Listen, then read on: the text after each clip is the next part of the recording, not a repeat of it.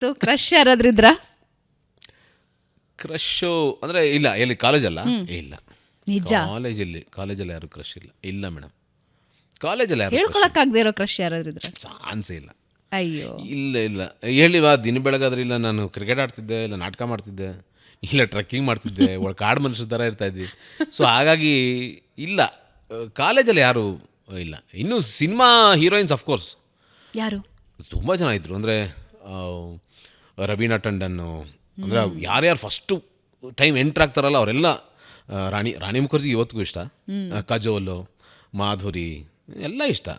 So ಎಲ್ಲ ಕ್ರಶ್ಶೇ, first time crush. Lovely. So sandalwood crush ಯಾರು? ಸ್ಯಾಂಡಲ್ವುಡ್ ಕ್ರಶ್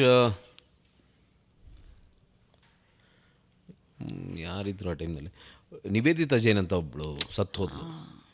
ಕ್ರಶ್ ಅಂತಲ್ಲ, she was A very sweet girl.